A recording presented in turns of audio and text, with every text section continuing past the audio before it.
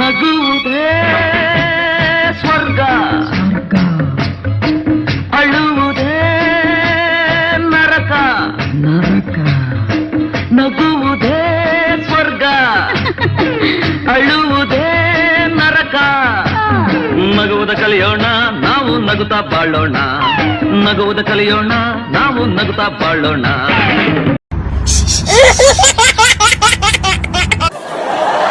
ನಮಸ್ಕಾರ, ಹೇಗಿದ್ದೀರಿ? ಸದಾ ನಗನಗ್ತಾ ಇರಿ, ಯಾಕೆಂದರೆ ನಗುವುದೇ ಸ್ವರ್ಗ. ಬಿಸಿ ಸುದ್ದಿ ಯೂಟ್ಯೂಬ್ ವಾಹಿನಿಯ ನಗುವುದೇ ಸ್ವರ್ಗ ಸ್ಟ್ಯಾಂಡಪ್ ಕಾಮಿಡಿಗೆ ನಿಮಗೆಲ್ಲರಿಗೂ ಸ್ವಾಗತ, ಸುಸ್ವಾಗತ.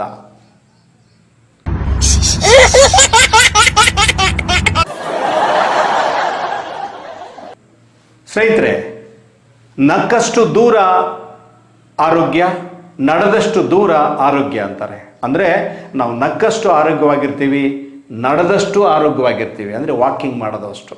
ಆದ್ದರಿಂದ ಸದಾ ನಾವು ನಗನಗ್ತಾ ಇರಬೇಕು ಅಂದರೆ ನಡಿಬೇಕು, ನಗಬೇಕು. ಏನಂತೀರಿ? ಬನ್ನಿ, ಹಾಗಾದರೆ ಈಗ ನಿಮಗೆ ಕಾರ್ಯಕ್ರಮಕ್ಕೆ ಸ್ವಾಗತ.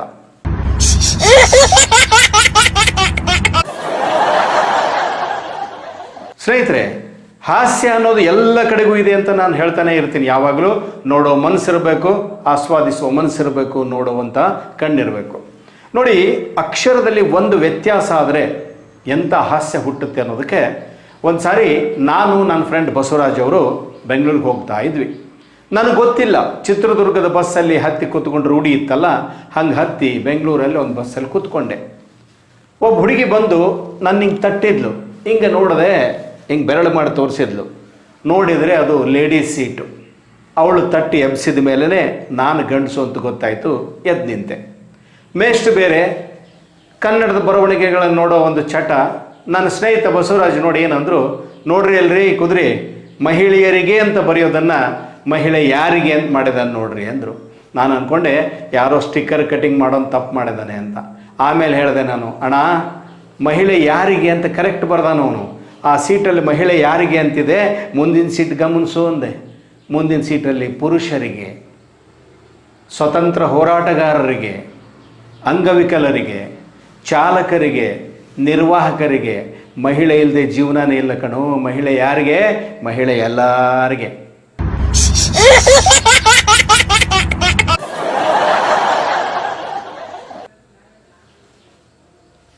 ಒಂದು ದೊಡ್ಡ ಆಸ್ಪತ್ರೆ.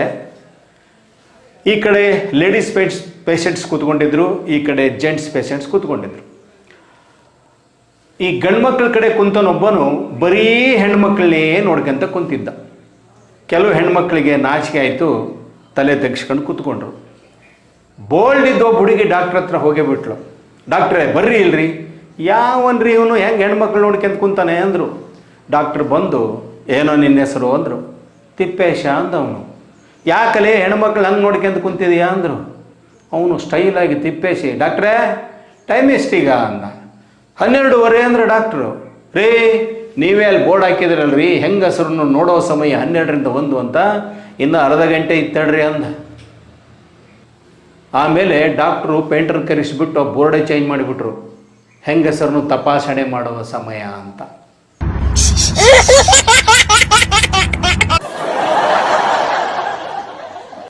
ಸ್ನೇಹಿತರೆ, ಇತ್ತೀಚೆಗೆ ಎಲ್ಲ ಊರಲ್ಲೂ ವಾಕಿಂಗ್ ಹೋಗೋರ ಸಂಖ್ಯೆ ಜಾಸ್ತಿ ಆಗಿಬಿಟ್ಟಿದೆ.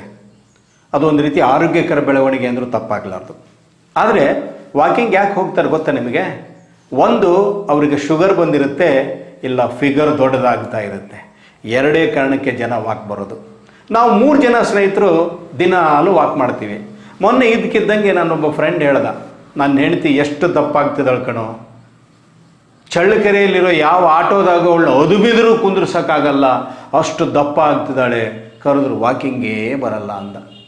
ಅದನ್ನು ಕೇಳಿಸ್ಕೊಂಡು ಇನ್ನೊಬ್ಬನು, ನಿನ್ನ ಹೆಂಡತಿ ಅದಕ್ಕೆ ಬೇಕಲ್ಲೇ ಮಗನೇ, ನನ್ನ ಹೆಂಡತಿ ಎಷ್ಟು ದಪ್ಪಿದ್ದಾಳೆ ಗೊತ್ತಾ, ಆ ಓಲ್ವಾ ಬಸ್ಸಲ್ಲಿ 3 ಜನ ಕುಂದಿರ್ತಾರಲ್ಲ, ಆ ಸೀಟಲ್ಲಿ ಅವಳು ಅದುಮಿದ್ರು ಕುಂದ್ರಸೋಕ್ಕಾಗಲ್ಲ ಅಂದ.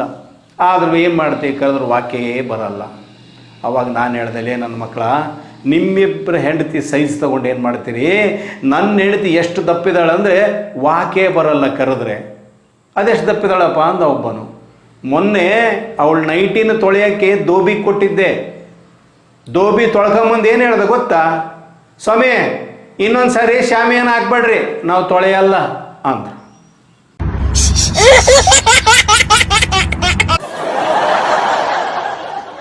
ಸ್ನೇಹಿತರೆ, ಕೆಲವು ಸಾರಿ ನಾವು ಯಾರನ್ನೋ ಮಂಗ್ಯ ಮಾಡಕ್ಕೆ ಹೋಗಿ, ಅಂದರೆ ಯಾರನ್ನೋ ಫೂಲ್ ಮಾಡಕ್ಕೆ ಹೋಗಿ ನಾವೇ ಫೂಲ್ ಆಗಿಬಿಡ್ತೀವಿ.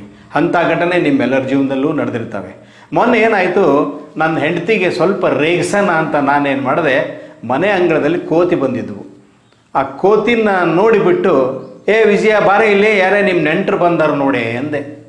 ಪಾಪ ಅಡುಗೆ ಮನೆಯಿಂದ ಓಡೋಡಿ ಬಂದು ನೆಂಟರನ್ನ ಒಳಗೆ ಕರ್ಕೊಂಡು ಹೋಗೋಣ ಅಂತ ನಾನಿದ್ದು ಮುಖ್ಯಮಂತ್ರಿ ಚಂದ್ರು ಸ್ಟೈಲಲ್ಲಿ ಅಲ್ಲಿದ್ರು ನೋಡಿ ನಿಮ್ಮ ನೆಂಟರು ಅಂತ ಕೋತಿ ತೋರಿಸಿದೆ. ನಾನು ಒಳಗೆ ಖುಷಿ ಅವಳನ್ನ ಮಂಗ್ಯ ಮಾಡಿದೆ ಅಂತ. ಒಂದು ನಿಮಿಷ ಬಿಟ್ಟು ಅವಳು ಏನು ಮಾಡಿಬಿಟ್ಲು ಗೊತ್ತಾ? ನಮಸ್ಕಾರ ರೀ ಅತ್ತೆ, ಬರ್ರಿ ಬರ್ರಿ ನಿಮ್ಮ ಮಗನ ನೋಡಕ್ಕೆ ಬಂದ್ರಿ ಏನ್ರಿ ಅಂದ್ಲು.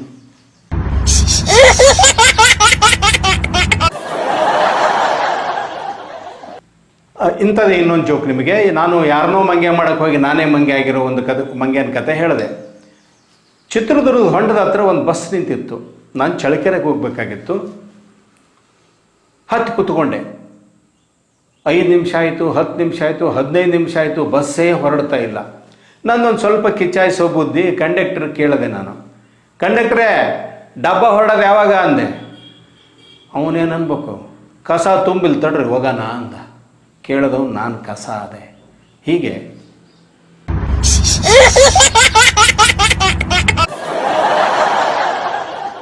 ಬದುಕಿನಲ್ಲಿ ಹಾಸ್ಯವನ್ನು ಎಲ್ಲ ಕಡೆಗೂ ನೋಡುವಂಥ ಮನಸ್ಸನ್ನು ಬೆಳೆಸ್ಕೊಳ್ಳೋಣ, ಆರೋಗ್ಯವಾಗಿರೋಣ, ನಗನಗ್ತಾ ಇರೋಣ. ಯಾಕಂದರೆ ನಗುವುದೇ ಸ್ವರ್ಗ, ಸ್ವರ್ಗ ಅಳುವುದೇ ನರಕ, ನರಕ ನಗುವುದೇ ಸ್ವರ್ಗ, ಅಳುವುದೇ ನರಕ. ನಗುವುದ ಕಲಿಯೋಣ, ನಾವು ನಗುತ್ತಾ ಬಾಳೋಣ. ನಗುವುದ ಕಲಿಯೋಣ, ನಾವು ನಗುತ್ತಾ ಬಾಳೋಣ.